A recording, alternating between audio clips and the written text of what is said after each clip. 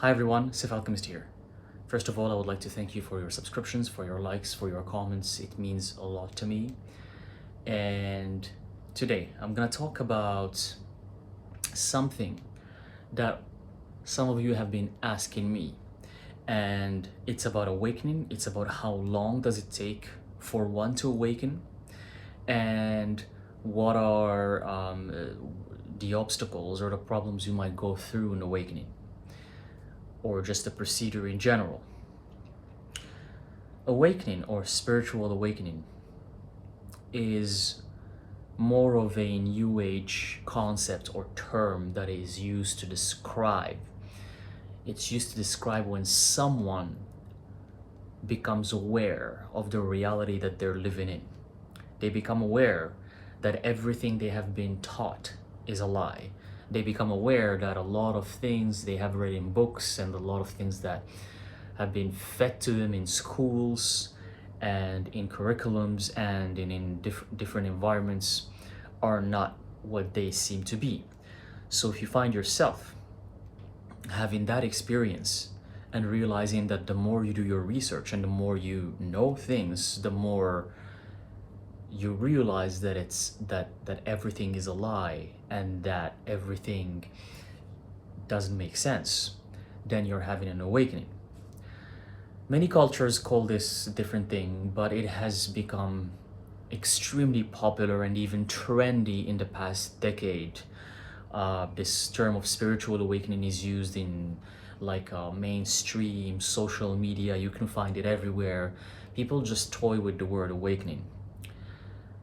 And now it's a trend that if you're awakened or if you're aware, or woke, or it has different terms, then you're the good person, then you're the messiah, then you're the light worker, you're the savior of humanity, as if you're gonna change the world, you know? So these labels are always attached with ego. They're always attached with, oh, I'm awakened, so I'm better than you. Oh, I'm awakened, so I'm aware, so I know how things are, but you don't know. You know, there's a lot of ego attached to this because humans can fall for ego very easily, just like that. They can just fall for anything that has to do with ego. So the moment they feel like something is boosting their ego, that's it. They own it. They want it. They want to talk about it all the time, even though they actually have no idea what they're talking about. A spiritual awakening can be devastating. The real awakened ones, not just the trendy ones, the real people who awaken, when they do awaken, the process can take about 5 to 10 years to realize what a real awakening is. Yes, you might know awakening, and as I have been talking about this concept of knowing versus applying, you might know everything there is to know about what is a spiritual awakening. What does it entitle? What do you go through? You might know these things, but maybe you have never experienced them. You just heard other gurus talking about them. You heard other people talking about them.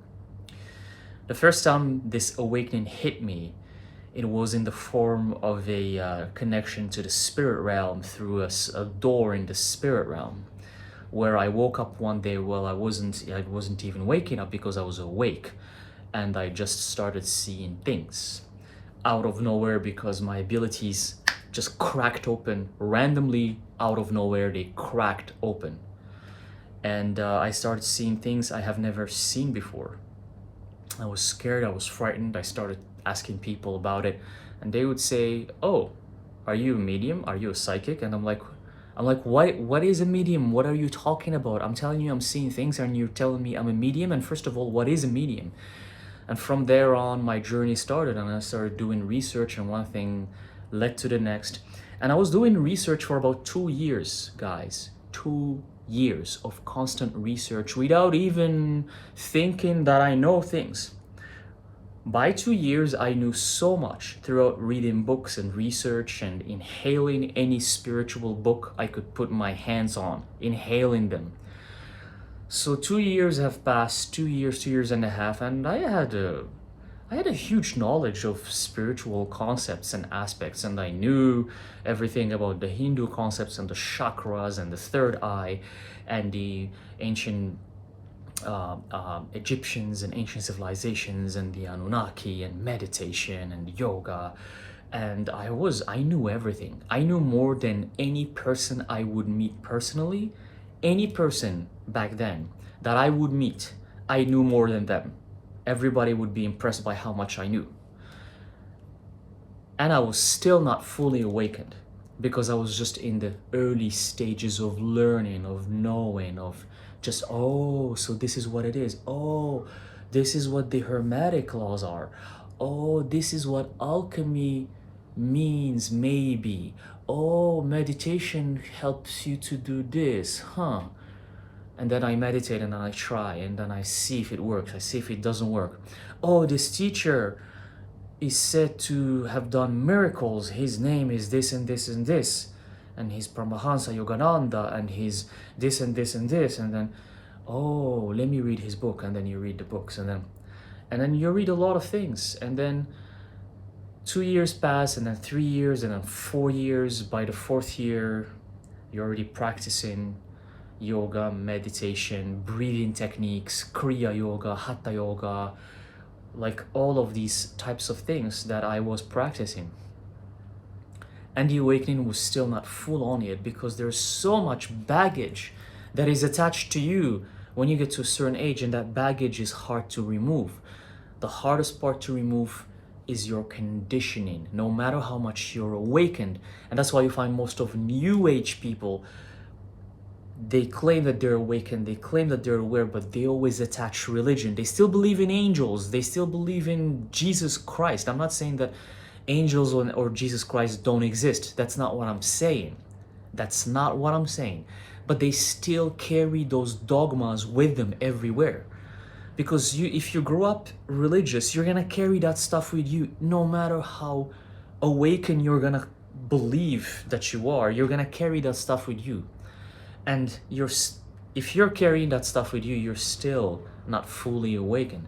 It's a long process. It's a long journey. You have to let some people go. You have to let relationships go. You have to let your family go. You have to let best friends go. You have to leave jobs. You have to leave locations. You have to work on yourself. You have to practice the tools that you're attracted to. For me, the tool that I was addicted with was tarot, because I tried meditation, I tried yoga, none of that stuff really clicked with me. For me, it became more and more the occult. It became alchemy, sacred geometry. When I created my sacred geometry channel, it picked up, it worked, everybody loved what I was talking about. And you're researching different tools, different things all the time and see what works for you. So the whole process from day one until you're actually starting to apply the tools that are helping you to really change from your core, when you go through the alchemical transformation, is gonna take you about a decade, about 10 years.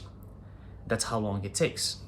And then there's 2 types of awakening. I have this old video on my channel that talks about 2 types of awakening. There's the first awakening and then there's the second awakening. The first awakening takes about 2 to 3 years. And I just mentioned it, which is all about just basically research and reading books and regurgitating and following others and imitating what other people are doing. That's the first awakening. It's gonna take you 2 to 3 years. Second awakening, well, get ready for about a decade to a lifetime. And of course, the work never ends. It's a lifetime. It's a journey that never ends. You're gonna have it for as long as it lasts. And you're always evolving, you're always changing, you're always learning, you're always practicing. And one day you wake up and you realize that something that worked for you for 2, 3, 4 years doesn't work anymore, and you drop it. Yes? What do you think the alchemical transformation consists of? That's what it consists of change, of transmutation. You're always changing, you're always dropping things. You're always shedding old skin, you're always being reborn. A lot of people nowadays dabble and talk about alchemy, transmutation, transformation. They have no idea what the heck they're talking about. People love to write poetry and talk about alchemy and this and that. And then when you tell them, so how are you applying it to your life? How did it help you transform? They stutter. They start stuttering. It's fancy, it's cool, it's trendy to say alchemy, this, alchemy, that. It's trendy to say, oh, well, it used to be trendy for meditation, and now it's more the occult. Now it's trendy to say I'm a witch and I do witchy stuff. It's trendy. But the core transformation that's gonna happen to you is gonna take at least a decade. At least. Did you hear what I'm saying? At least. So get ready. This is a long lifetime journey. It's not something that's gonna happen within 1 or 2 or 3 or 4 or 5 years. It's a long journey. If you're embarking on it, it's forever. For your whole life. It's forever. So get ready. Enjoy the ride. It's tough. It's not for everyone. Many people give up. Only few succeed and continue the journey until they reach their highest version, their philosopher's stone. I hope this helps. Let me know in the comment section, when did your journey start? How long it has been? What did change? What did transform? What did you have to give up and let go? Has it been 1 year? Has it been 1 month? Has it been 5 years? Has it been 10 years? Let me know in the comment section. I'm really curious to know about you guys. And what is your favorite tool that helped you transform? And again, one tool can change. It doesn't have to stay forever. For me, at some point it was meditation, but back then I didn't have a YouTube channel. It was meditation and I've done it for so long, and it's not anymore. What about you? Did you have some tool before that you loved and now you moved on? You moved on to something new, something else. All right? Thank you, and I'll see you in the next video.